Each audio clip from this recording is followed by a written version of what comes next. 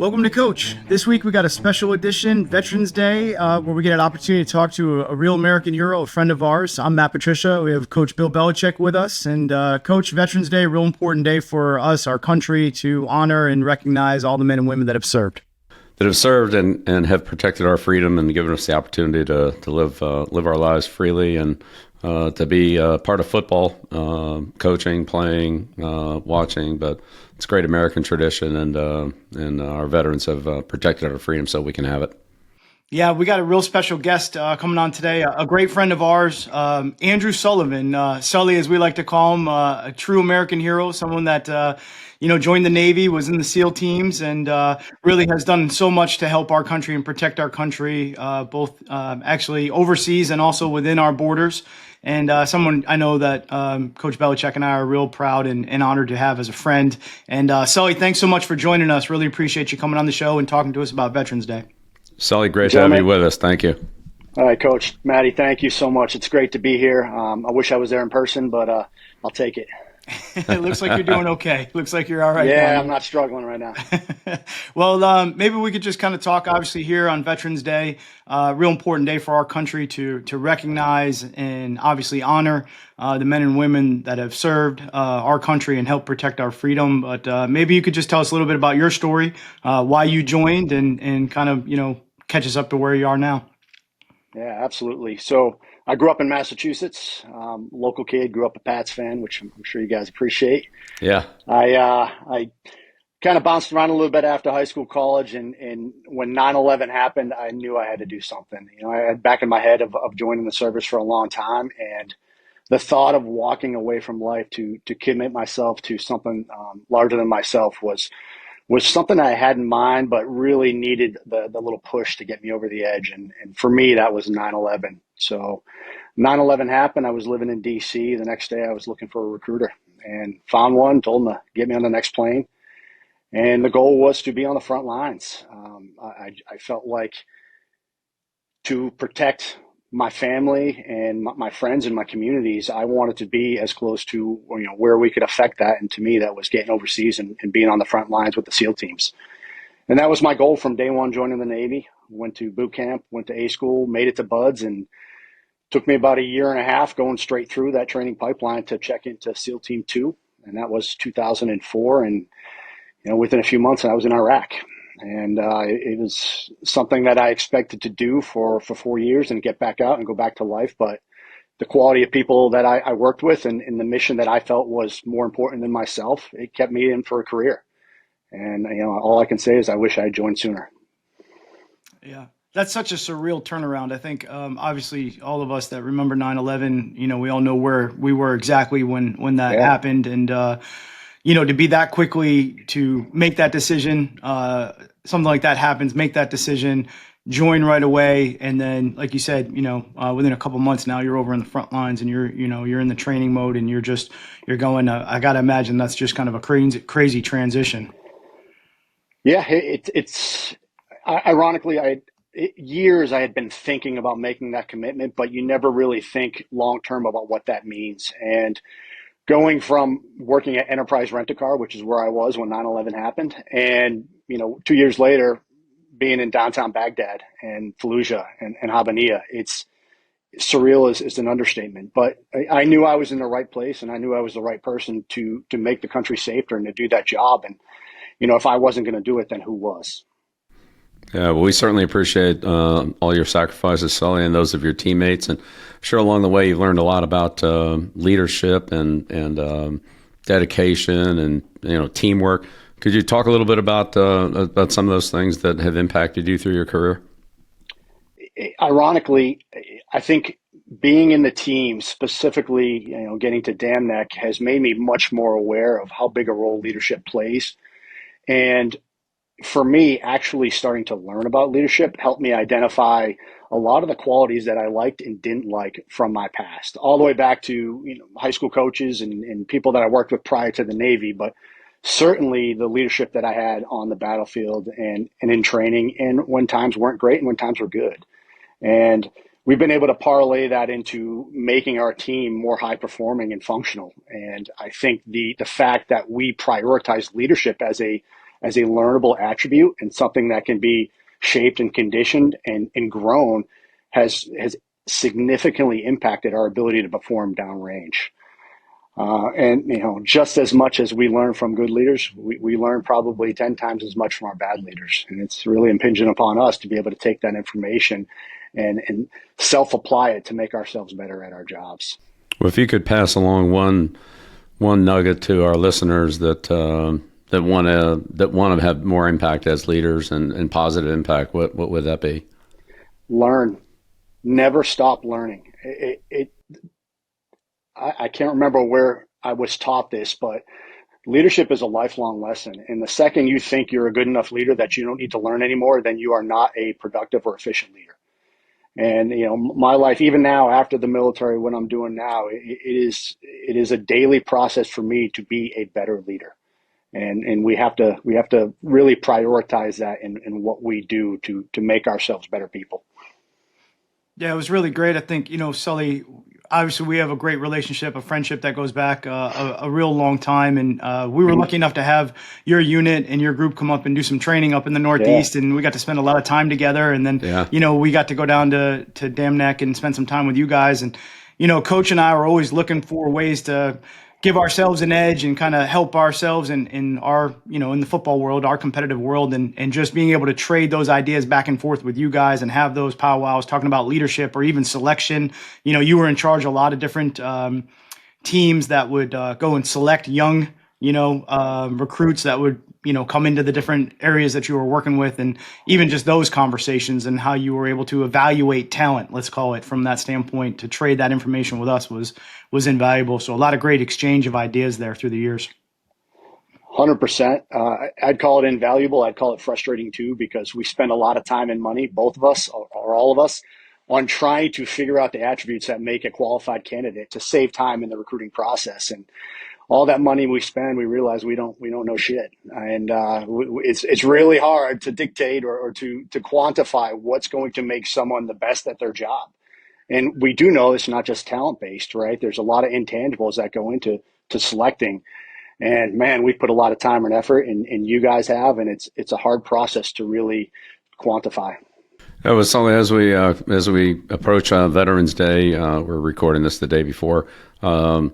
What message do you think veterans want to hear from those of us who appreciate everything that the veterans have done to protect our freedom, but maybe don't know or aren't sure the right way to say it or the right thing to say?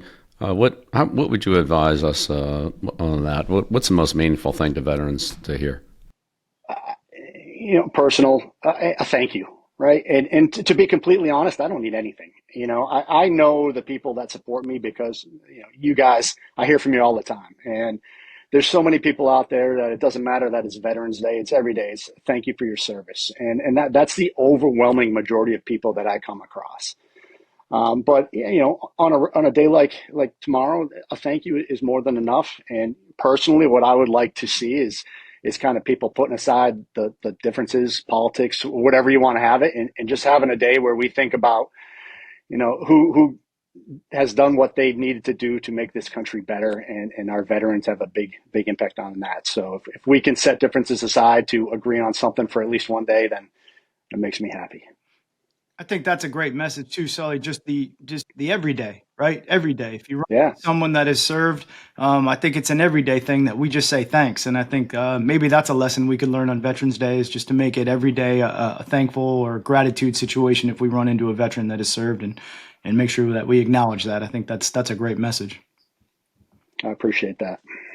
Well, Sully, along with Veterans Day, you've really helped both Bill and myself with Memorial Day, another really important day on our calendar where we've really got to remember, the men and women that have passed and gave the ultimate sacrifice for our country. And, it was one of the things that going into the New England Patriots and working with Coach Belichick in his background right away from the start in the spring, that's when we get our new players in, and Memorial Day, obviously in the spring, we would really kind of set the stage for our connection to the military. And, at the Patriots, Coach did a wonderful job of making sure that we always talked about certain aspects of the calendar when things would come up. Memorial Day, understanding that it was a time for remembrance, and, you and our friend Bruno would come up and spend some time with us and really kind of remind the coaches and the players to do a great job. And one of the things I thought that was, we'd work with the TAPS group, the Tragedy Assistance Program for Survivors, and bring them in and get a chance for the players to meet. Yeah, the TAPS experience was a great one. Yeah, other important dates, D-Day, things like that were, as part of the recognition and appreciation. Yeah, and speaking of D-Day, Sully, kind of a real interesting experience for you this past D-Day. You and, like I mentioned, our friend Bruno. Why don't you tell us a little bit about that? That's pretty amazing. Yeah, and first, thank you to the TAPS organization. They do amazing things, and one of the unfortunate byproducts of what we do is we lose a lot of our brothers and sisters in arms, and to have people like you guys and organizations that are out there supporting us and supporting the survivors is hugely beneficial to our community and to the guys that are still downrange doing the job. So thank you guys. I've never had a bad experience coming to your organizations, and the way that we get treated by you guys and by the entire facility is second to none, top notch. And that, man, I can't thank you guys enough for all the experiences that I've got to partake in over the years. So D-Day this year, I got the call from Ed Byers, who's one of our Medal of Honor recipients, that he was putting together a group for his nonprofit and wanted to. I think we had 8 guys go over, and we got to skydive into all the battlefields of Normandy on D-Day, and surreal experience. Be completely honest, I didn't have time to do that, but there was no way that I was saying no either. And at my age, jumping out of a plane is one bad landing from being in a wheelchair. So it's a lot of risk reward weighing on that one. But at the end of the day, it was a no brainer. And we went over there for 2 weeks, got to take part in the D-Day celebration, and got to jump out of some actual D-Day aircraft. In fact, Wow. on D-Day, we jumped into Lafayette, which Band of Brothers, out of the original flight lead aircraft from D-Day. So they found this plane, I don't know, 10 or so years ago in the scrapyard, and have raised about $10 million to completely rehab it back to flying condition. And we jumped out of it on D-Day this past year for the 80th anniversary.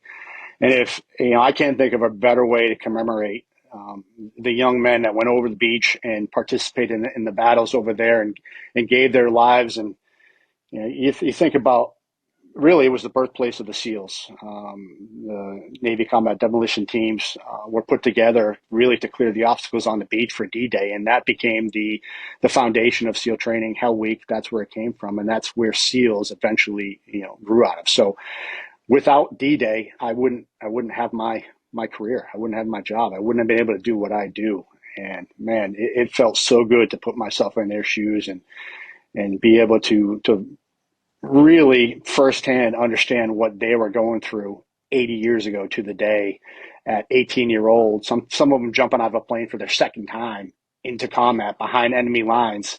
It's unbelievable to think about how brave and amazing those people were. Truly the greatest generation. Yeah, absolutely. What they lived through, some of them from World War One, then the Depression, then World War Two. Fighting in Europe, fighting in Southeast Asia.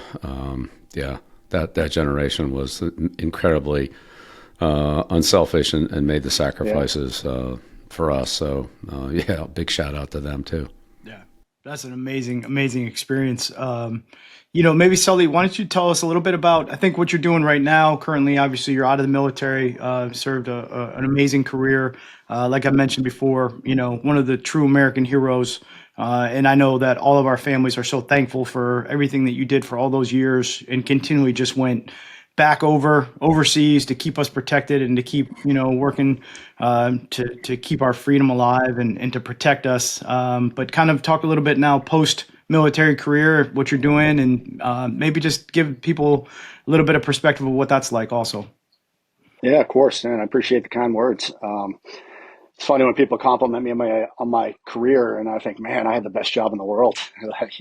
There's no need to compliment me. I did what kids dream about doing for a living for almost 20 years. So, I retired, medically retired in 2020, and people don't join the military to get rich or to make money. They join to serve. And just because I retired didn't mean I lost that desire to serve. So I've had a lot of experiences throughout my career, and you guys were part of one of them when we came up and trained in Massachusetts. That I've been fortunate to work with a lot of law enforcement and federal agents over the years, taking advantage of some of the training facilities they have, and then being able to share some of our tactics. And it gave me a really good appreciation as to what law enforcement goes through and how underappreciated and under supported they are when it comes to critical incident response. So when I got out, I started a company, Blue Force Strategies, that was aimed at providing training to law enforcement. And I really wanted to focus on the patrol officer level because SWAT teams do have training budgets and they do have training and they are capable. But a lot of these patrol officers end up on scenes of active shooters and they have almost no experience at all. And that just didn't sit right with me. Unfortunately, what I found out is that none of them could afford it. And, I'm sitting there charging money for this pretty advanced knowledge set that I had through 2 decades of combat operations overseas on how to respond to, we call it hostage rescue in the military, but that's what an active shooter is. It's the, civilian version. And my clients were pretty much military, so tier 1 special operations and federal agents. And the people that I felt really needed the work and the training couldn't afford it. And, during that time, 2020, 2021, we've got body cam footage, we've got closed circuit TV footage, and we're firsthand watching these critical incidents play out. And I'm watching the country or a part of the country criticize law enforcement and blame them and take their jobs and bring them to court and try them. And I'm thinking to myself, man, they didn't do any of this on purpose. They just don't know how to handle these situations because we're not prioritizing them in training. And that's really where the idea for the nonprofit came is, you know what? If these guys can't afford the training, if that's the reason that they're failing, then we're going to figure out how to get them that training for free.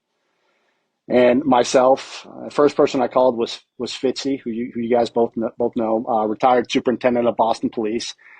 And I pitched him this idea for a 501c3. And from the police perspective, he loved it. And we incorporated in 2022, January, and I wrote the business plan as fast as I could, and I sent it to anybody who would read it, and specifically at the government level, because I wanted to be sure that we weren't going to be affected by political sentiment or policy, right? It's community safety. It's an everybody problem. It's not a Democrat, not a Republican. It's not a liberal. It's everybody needs to take ownership on fixing this problem because it's your families that are at risk. So August of 22, the company was formed. We had our first fundraiser on Nantucket, and fortunate enough to have some board members that have a lot of experience on the island that set that up. And we raised $340,000 in about 3 hours. I'm like, okay, we're on to something here. Immediately turned around and started training police. So in 2 years, we've raised over $1 million and we've trained over 1,000 police officers, many of whom reside in Massachusetts because I felt the need to really help my home state first. And I have so many friends and family members and community members in Massachusetts that I want to be protected. And since we've first gone live in August of 22 and I started going public and going on the news and doing podcasts and really openly talking about it, we've been contacted by departments in over 26 states across the country. And man, right now I can probably afford to train 1 out of 10 of them. And the demand is so great. And it shows me that we're putting out a really, really good product and at no cost to the departments and that the word is getting out there. So it's to go from one service to another service to me means more than, any financial position could afford me because, I think about my children. Why do I do this? I want my kids to leave the house, go to school and come back without having to worry about some psychopath with a gun walking into their school or walking into the mall or walking into a movie theater or a grocery store, right?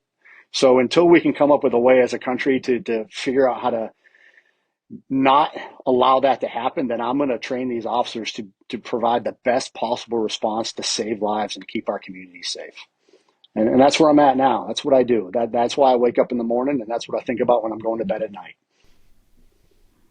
Yeah, that's fantastic, Sully, and we'll definitely make sure that all of our viewers, see that and aware of how they can contribute to that. But thank you for doing that. Thank you appreciate for that. protecting our freedom, both during your career and in your post career. And it's great to have you on today. We appreciate your time and your service. No, thank you, Coach, and thank you, Maddie. I appreciate having you guys having me on. And I guess one last question I have is, hey, who's going to win in December, Army or Navy?